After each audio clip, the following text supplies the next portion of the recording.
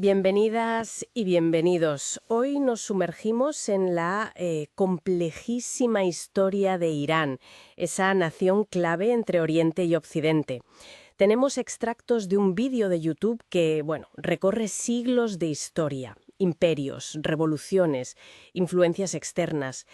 La idea es intentar entender cómo todo ese pasado sigue vibrando, digamos, tan fuerte hoy en día. Mm, Efectivamente, nos vamos a centrar en esos momentos cruciales, empezando por la dinastía safávida, que es la que realmente pone las bases del Irán moderno al imponer el chiismo. Ajá. Y llegaremos hasta la revolución de 1979, que bueno, supuso un cambio radical, el fin de, nada menos, que 2500 años de monarquía. Pues empecemos por ahí. Siglo XVI, los safávidas, Ismail I unifica Persia, pero hace algo que resulta fundamental. Impone el chiismo duodecimano como religión de Estado. ¿Qué supuso eso, más allá de la religión misma? Pues supuso muchísimo, y con efectos duraderos, ¿eh? Marcó una diferencia clarísima con sus vecinos suníes muy poderosos, como el Imperio Otomano. Claro. Y eso generó una tensión geopolítica, bueno, que aún colea. La derrota en Chaldirán en 1514 contra los otomanos fue un golpe duro al principio. Ya. Sin embargo, con Abbas el Grande, la dinastía vive su apogeo. Moderniza el ejército, recupera territorios importantes como Bagdad, y fíjate qué curioso, busca alianzas con potencias europeas contra los otomanos. Anda. Sí, llegando a tomar Ormuz, que estaba en manos portuguesas para controlar el estrecho. Y bueno, Isfahán se convierte en una capital magnífica, espectacular. O sea que esa relación con Occidente no siempre fue de pura confrontación, hubo sus momentos.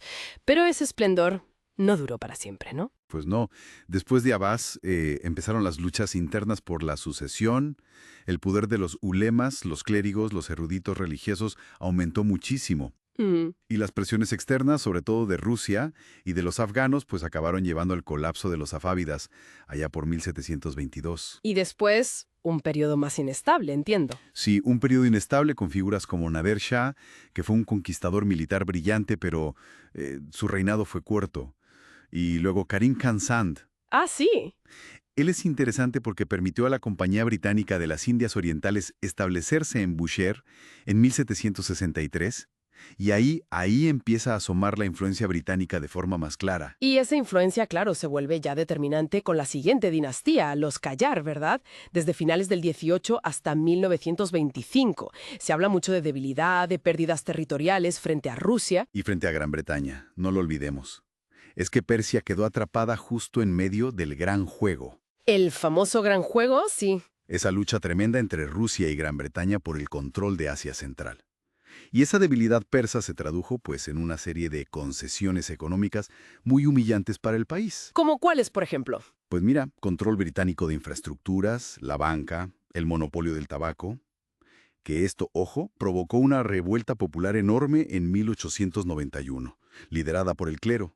Ah, la revuelta del tabaco, sí. Exacto. Y sobre todo la concesión petrolera Darcy, en 1901. Ese es el germen de lo que luego sería la British Petroleum, la BP. Entiendo, claro. Cada concesión alimentaba más el resentimiento, la sensación de estar perdiendo el país. La Revolución Constitucional de 1905 fue una respuesta a todo eso. Sí, en gran medida sí. Buscaba limitar el poder absoluto del Shah y también frenar esa influencia extranjera. Se creó un parlamento, el Majlis, Mm. pero fue un proceso muy complicado, con muchas tensiones internas. Modernizadores, clérigos, la propia corona. Al final, la intervención de Rusia y Gran Bretaña en 1907, que básicamente se repartieron el país en esferas de influencia, pues acabó debilitando todavía más la situación. El escenario parecía preparado para otro cambio drástico. Y llegó con Resacán. Exacto. Un golpe de Estado en 1921, que contó con apoyo británico, lo lleva al poder.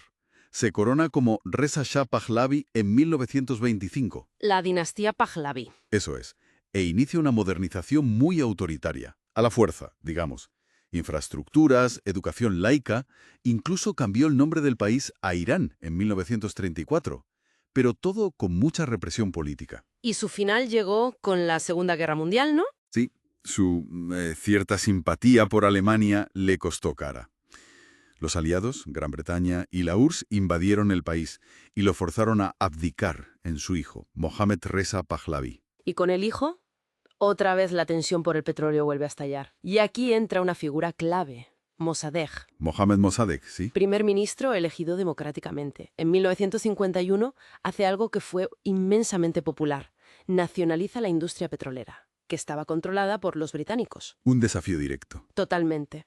Y la respuesta de Reino Unido y Estados Unidos fue fulminante. Orquestaron el golpe de Estado de 1953, la famosa Operación Ajax. Que derrocó a Mossadegh. Exacto. Lo derrocaron y restauraron al Shah, pero ahora con poderes casi absolutos. Ese evento, el golpe del 53, marcó a fuego la memoria colectiva iraní. Una herida profunda. Me imagino que consolidó esa desconfianza hacia Occidente de la que hablábamos.